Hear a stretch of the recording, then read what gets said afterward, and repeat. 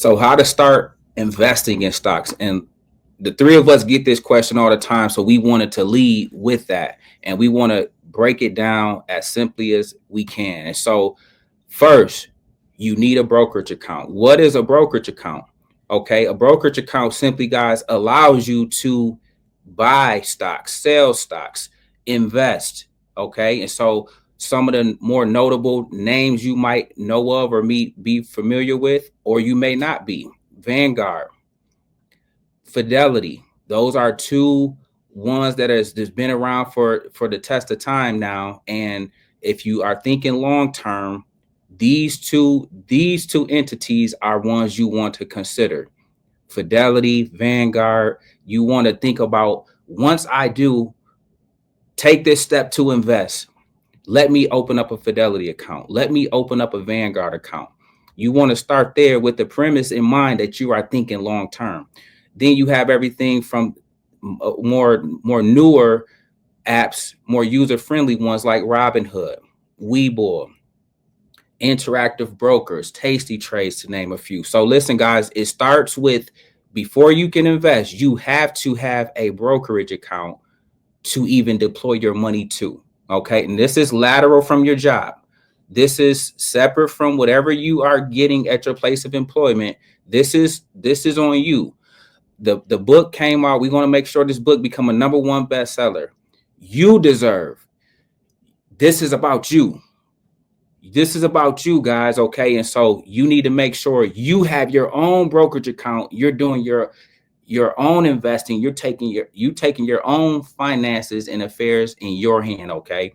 Next up. And I'll take it even a step further too, because I want to kind of expand on that a little bit, because for some people, like, to even why investing is important or what a stock is, right? Like, we talk about stocks as far as that's ownership, and there's private companies and then there's public companies, right? So the public companies, anybody can own it, like Tesla, like Microsoft. A private company is like Earn Your Leisure, where only we own it, right? So it's important to invest in these public companies, because as their value goes up, your investment going to go up over the course of time as well, right? So the only way, we talk about inflation, the only way to beat inflation is to actually invest, right? Because that's how your money's actually working for you over the course of time. But another question that I get about the brokerage is like, even like how to set it up. And it's really not too complicated, guys. Like, you go to the App Store and you download Charles Schwab is another one, or you download Fidelity, and all of these apps and platforms have similar type of things where you just got to fill in your information. So they have to, it's called like know your customer, right? So they'll ask you your social, they'll ask you your number, your email. You have to provide this information, guys. Like, this isn't, you can't try to. I ain't putting my social in there. You gotta provide this information. Yeah. And then from there, you link your bank account to it. This is important for people to fully understand as well, because they're like, well, how do I get money into the account, right? You like, gotta fund it. You link your bank account to it, and then you fund it. And then that funding goes both ways. So you put money in from your bank account. I'm gonna put $2,000 from my bank account into Fidelity. And then when it's time to move from money from Fidelity to your bank account, vice versa. Yeah. Vice versa. But where it's held at, this is important. But I know we're gonna talk about retirement. Can I give them a hack from what you just said? This is important too, because that transaction time, it can, if you're a new customer, that might take 5 to 7 days. And so for us, having money that we sent and we don't know where it's going, and it's taking 5 to 7 days, it's a new account opening, you could feel a little angst. Especially Robinhood.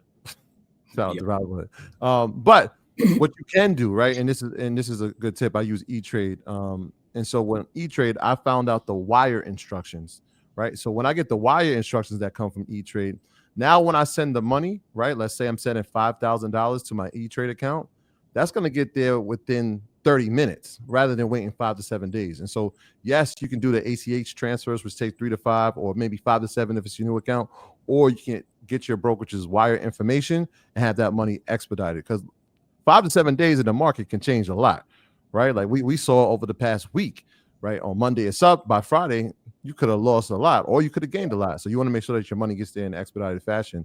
Wire transfers is another way that you can hack that. And the last thing I'll say before we move on is that I used to get this a lot when people were talking about their 401ks. They'll have a 401k, the money's coming out of their checking, the money's coming out of their paycheck, and they automatically assume that it's being invested. And I ask, like, what are you invested in? And they're like, I don't know. Then I see their statements, and they're not actually invested in anything. When your money goes into a brokerage account, it goes into what's called a money market. Mm-hmm. That's like a savings account pretty much for a brokerage account. Like it's sitting on the sideline. You have to direct where the money's going. So the next thing we'll talk about like actual investments, but don't think that, okay, I opened up Fidelity, I link it to my Chase bank account, I put $2,000 from Chase into Fidelity, and now I'm invested into the stock market. You're not invested. But like I said, that not quite how it works. That actually happened. Like I said, I saw that with retirement when I was a financial advisor. I used to see that with retirement. People have money. They used to have like $20,000, $50,000 into their retirement account because they were never fully educated that you had to pick something. And the default for their retirement plans was a money market account until they decided what they wanted to do with the money.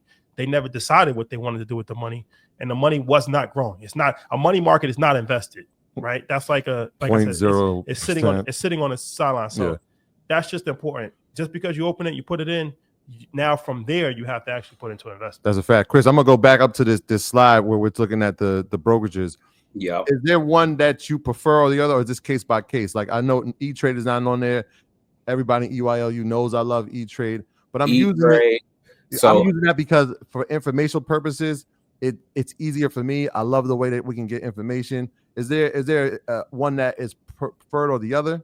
Vanguard for long term, I prefer for strictly long term, and or Fidelity. You can't go wrong if that's the mindset. I'm buying and holding this for at least 10 years. Vanguard and Fidelity are phenomenal. E-Trade, Robinhood, M1 Finance, some of those other ones are good too because they provide even more information and news and other things that is helpful to the user. So there's no order, but except for the long-term piece, Fidelity and Vanguard are the ones you're not trying to trade in those. Vanguard, at least, you're not using that to be a trader. You're purposely, intently trying to invest.